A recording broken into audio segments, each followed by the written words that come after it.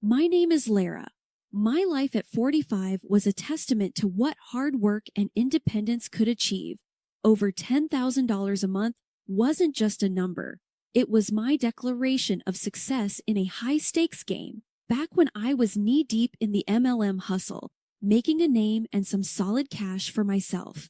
Tom came into the picture. He was all charm and smarts, totally taken with the way I managed my business with a kind of independence that seemed to draw him in like a moth to a flame. He started showing up more, offering to help out with business stuff or just to grab a coffee. I wasn't looking for anything serious, mind you. I liked my freedom, liked making my own rules and breaking them if I felt like it. But Tom, he had a way about him, a persistence that wasn't pushy but kind of endearing. "You're not like most folks I meet in this gig," I told him once over coffee. "Most guys run for the hills when they hear network marketing." Tom chuckled, taking a sip of his coffee. "Maybe I like the view from the hills, gives me a chance to see who's climbing up to meet me." It was this blend of humor and sincerity that drew me to him. Our meetings became more frequent, and Tom's interest in my world grew. He asked questions, real ones, that made me explain my business in ways I hadn't even considered. It was refreshing, invigorating, and dare I say, flirtatious. We'd sit and chat about everything under the sun, and it wasn't long before he started talking about his mom. Now, I've always been close to my own folks, so hearing him speak so respectfully about his mother caught my attention. It wasn't just talk. You could tell he meant every word, held her in high regard. "Yeah, my mom's the real deal," he'd say with a kind of pride that lit up his face. "She's been through a lot, raised me all on her own. She's my rock." Hearing that stirred something in me. I've seen my own parents stick out the tough times. Their love and respect for each other are constant through it all. I guess that's what got me seeing Tom in a new light. So when he asked me to marry him, it wasn't the grand gesture or the promise of a life of ease that got me to say yes. It was the simple, honest love he had for his family. We got hitched, and those first few months were something out of a dream. Laughs, late-night talks about where we wanted our little empire to go, weekend getaways just because we could. I was happy, genuinely happy, thinking I'd found someone who got me, who respected my hustle and had my back. After the initial bliss of our unconventional meeting and the whirlwind romance that followed, settling into married life with Tom brought its own set of challenges. One thing that started to stick out was Tom's relationship with his mother, Carol. It wasn't just close, it was suffocatingly tight.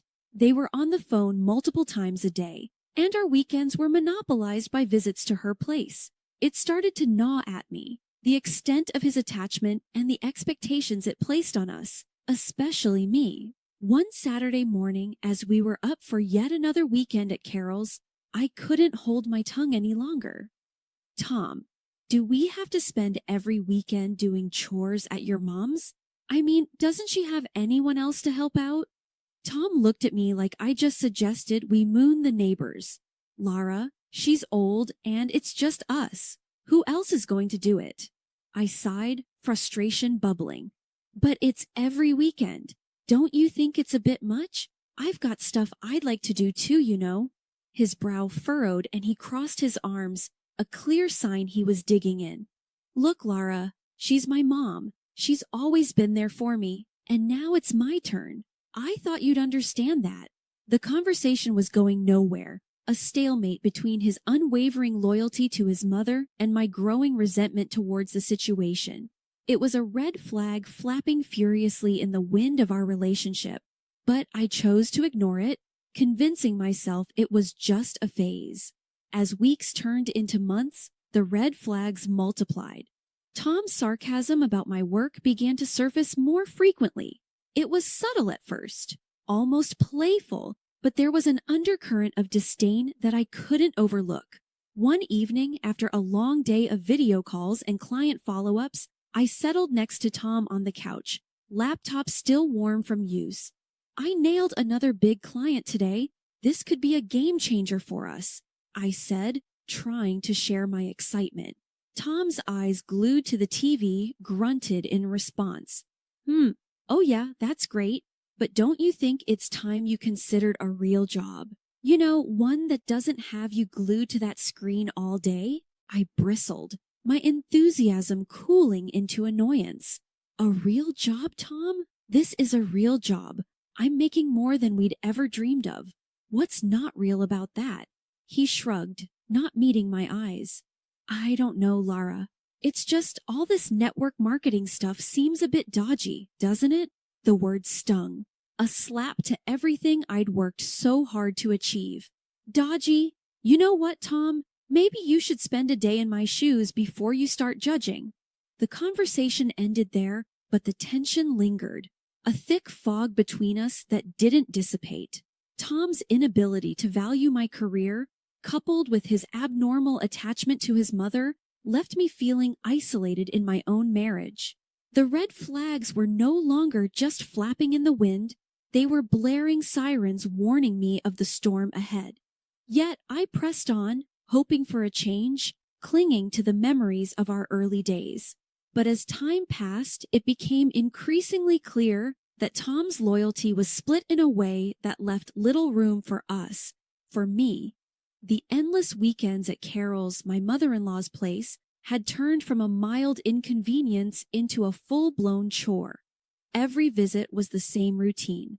Sit at the dining table, nod along to Carol's lectures on housekeeping and the importance of saving every penny, and watch Tom hang on to every word. She said as gospel. It was like stepping back in time, and I was wearing fins. One such afternoon, as Carol went on about the virtues of homemade meals over eating out, Tom chimed in, his voice laced with that now familiar sarcasm. Yeah, Lara, maybe you should take a page out of Mom's book. All that time on your computer, and what do you have to show for it? A strange business that no one understands. I felt my cheeks burn, a mix of anger and embarrassment. Tom, we've been over this. My strange business is paying our bills and then some. I'm working, not playing around on the internet. I shot back, shooting a look at Carol, who wore a smug expression. A real job doesn't have you stuck at home all day. It's about getting out there, dealing with real people, not just numbers on a screen, Tom continued, the jab stinging more because it was made in front of Carol, who nodded in agreement as if she had any say in our finances. I bit back the retort on the tip of my tongue, realizing it was futile. Tom was echoing his mother's outdated views, and there was no winning against the united front. Feeling isolated and misunderstood, I decided to seek refuge with my parents. They were old school in their own way, but they understood the value of hard work regardless of the form it took. Their reaction to Tom's criticisms was a mix of anger and disappointment. Lara, it's clear he's jealous, my dad said, his brow furrowed in concern. Envious because you're succeeding without having to trudge to some office every day. Don't let his insecurities drag you down. My mom nodded, her hand squeezing mine. You're doing amazing, sweetheart. Tom needs to see that. He's supposed to support you, not tear you down. Their words were a balm to my frayed nerves, and with a renewed sense of resolve, I returned home, hoping to clear the air with Tom. But what awaited me was far from the reconciliation I'd hoped for. Tom was livid, pacing the living room like a caged animal. So, you ran to your parents to complain about me, about us, he accused, not even bothering to greet me. I was taken aback by the intensity of his anger. Tom, I needed some perspective. They're my parents. Who else am I supposed to talk to? His laugh was harsh, void of any humor. Perspective, or you wanted them to take your side, tell you how wrong I am? They're poisoning you against me, Lara. That's not true, and you know it. I countered, my own anger rising. They're worried about us, about how we're not communicating. It's not about taking sides. But Tom wouldn't hear it. No, it's always about sides with you. Your business, your money, your parents. What about me, Lara? When do I get to be a part of this marriage? Eventually, the tension cooled and we found our way back to a fragile truce. But the cracks remained, widening with every sarcastic comment, every dismissive gesture. The air was thick with tension, the kind that settles in your stomach like a bad meal. As we sat around Carol's cluttered dining table, as usual, Tom and Carol were in their element, a duo of traditional views and thinly veiled jabs at my expense. Today's topic of choice once again veered towards the proper roles in marriage, a well Carol seemed to draw from endlessly. You know, Laura, Tom started, his voice laced with that familiar patronizing tone. Mom's right. There's more to being a wife than just making money. Maybe it's time you started focusing on what really matters. I clenched my fists under the table, my patience wearing thin. And what, according to you, really matters? Cleaning, cooking, being at your beck and call? Carol jumped in, her voice sharp. Exactly. It's about making a home, caring for your husband, not glued to a screen all day. I know plenty of women who'd be more than happy to take your place, ones who understand the value of a proper marriage.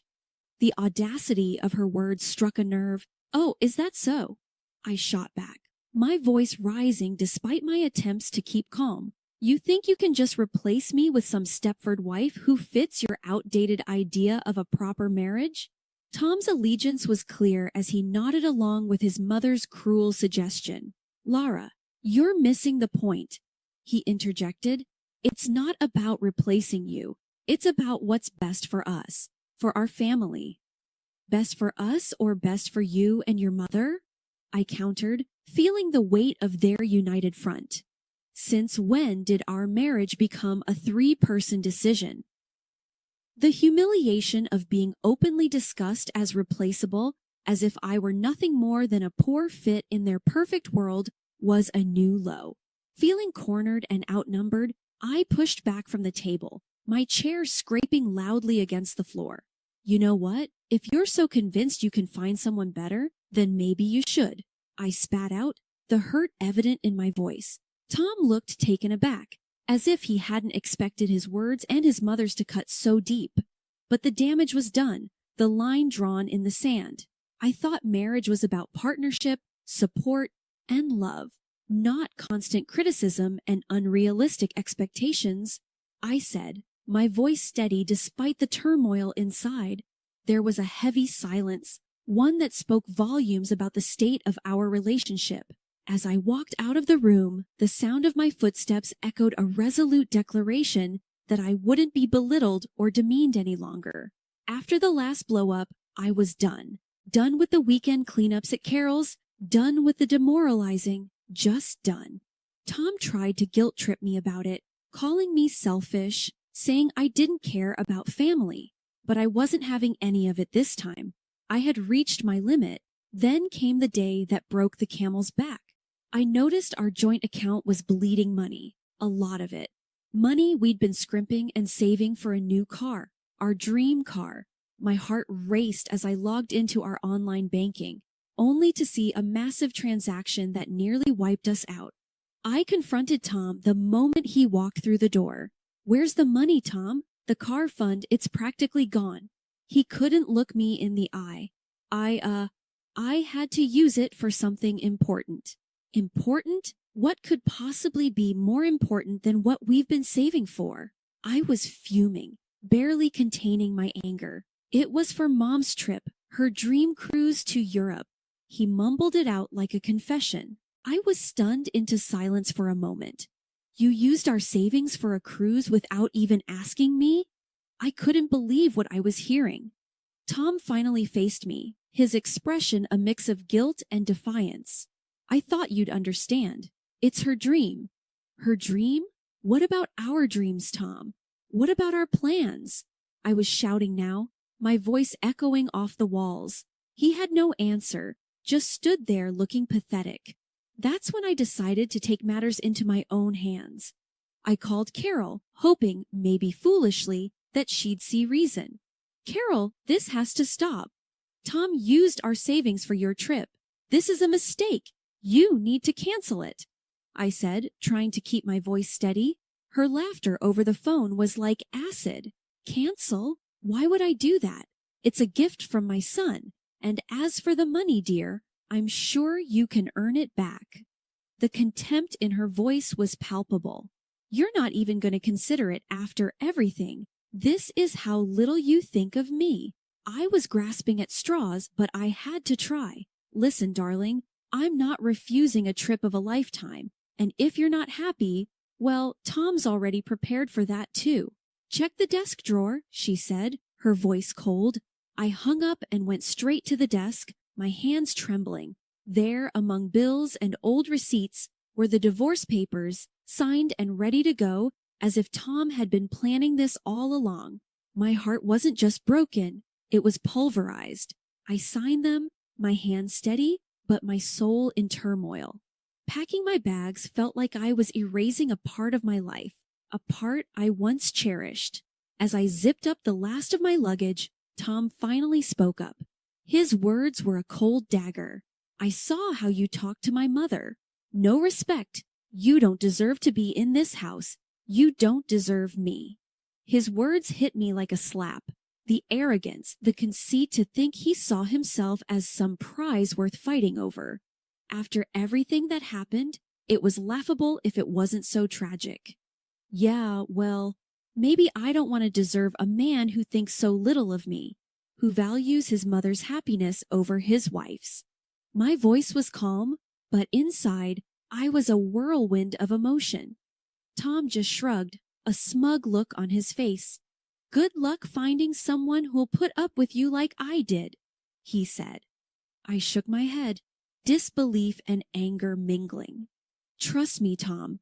The only thing I'll be looking for is peace, something you and your mother never gave me. Leaving that house, I felt a weight lifting off me. It was the end of one chapter and the start of another. Driving to my parents' house, the emotions were overwhelming. But as soon as I saw the familiar front door, a sense of relief washed over me. This was home. This was where I belonged. My parents were shocked at first, but their support was unwavering. You're back now, and that's all that matters, my dad said, his voice firm and comforting. Mom was more fiery. Let him live with his mother if he loves her so much. You'll find peace now without their constant badgering. And she was right.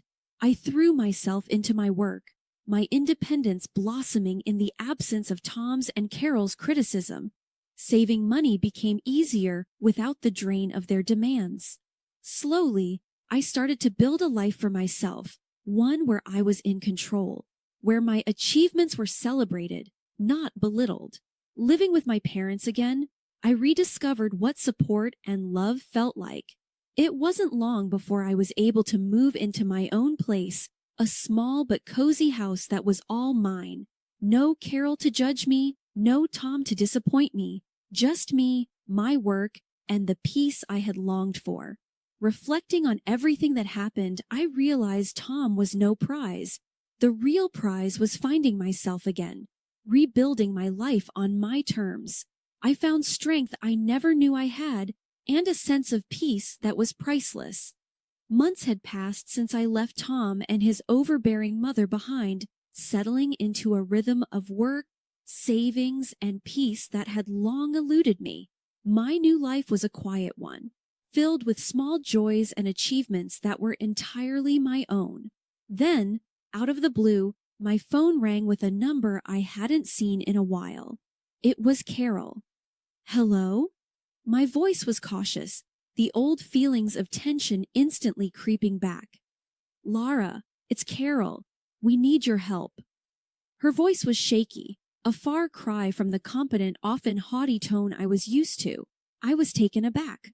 My help? Why would you call me after everything? It's Tom, she said, and I could hear the strain in her voice. He's sick, Lara, very sick. Lung cancer. The news hit me harder than I expected. Despite everything, I felt a pang of concern. I'm sorry to hear that, Carol, but why are you telling me this? Because he needs you, Lara. He needs your support, your forgiveness. We need the money for his treatment. You were always the one who managed to pull things together, she pleaded. I was stunned into silence for a moment.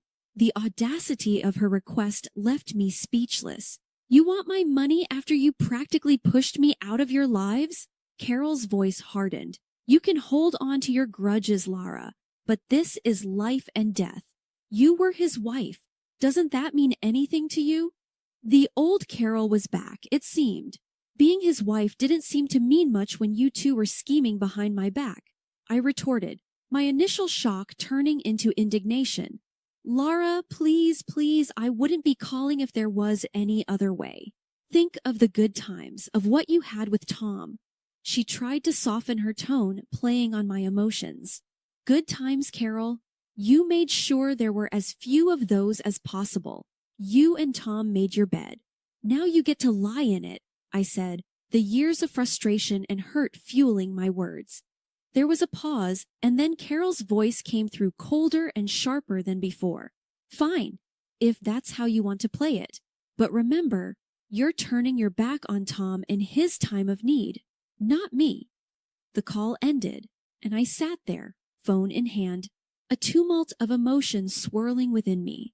Anger, guilt, sadness, a cocktail of feelings for a man who had chosen his mother over our life together, and for a woman who saw me as nothing more than a bank. In that moment, I realized the true extent of my freedom. I was no longer bound by their expectations, their demands, or their crises. My life was my own, built on my efforts, my sacrifices. The call, unexpected as it was, served as a stark reminder of the life I had left behind. A life filled with manipulation and emotional blackmail. As I put the phone down, a sense of resolve settled over me. My departure from Tom and Carol's lives was not just a physical one. It was an emotional and financial break too. I had moved on, building something that was entirely mine, free from their shadows. I started diving into investments, reading up every book and article I could get my hands on. Slowly, I began to see the fruits of my labor. My world became numbers and trends, a far cry from the emotional turmoil I left behind. Word got around, as it always does, about Tom's worsening condition and how Carol was barely managing. They'd blown through whatever savings they had, living a life far removed from the comfort they once knew. Aunt Carol, ever the martyr in her own story, made sure everyone knew how I abandoned them in their time of need, painting me as the heartless ex-wife. I heard these rumors from Jenna one afternoon over coffee. She hesitated before telling me, probably expecting me to react. But the truth was, I felt nothing but a distant pity for them. Can you believe it, Lara? Carol's out there telling anyone who'll listen about how you left them high and dry, Jenna said, her voice tinged with disbelief. I shrugged, taking a sip of my coffee. Let her talk, Jenna. Her words don't touch me anymore. I've moved on and I'm investing in my future, something they never thought to do. Jenna looked at me, a mix of surprise and admiration in her eyes. You're really over it, aren't you? I mean, completely? I nodded, a smile playing on my lips. Completely. My life's taken a turn for the better since I stopped letting them define my worth. I'm making smart investments, learning more every day. Their opinions, their struggles, they're just echoes of a life I left behind. It was liberating, this feeling of complete detachment from the chaos that once consumed me. The rumors, the pitying glances, they mean nothing now. I was building something lasting, investing in myself and my future. The contrast between my growing stability and their dwindling fortunes was stark, but it was the result of choices we each made. As I continued to expand my knowledge and portfolio, the satisfaction of seeing my investments grow was unmatched. I was proving to myself, more than anyone else, that I could thrive on my own terms.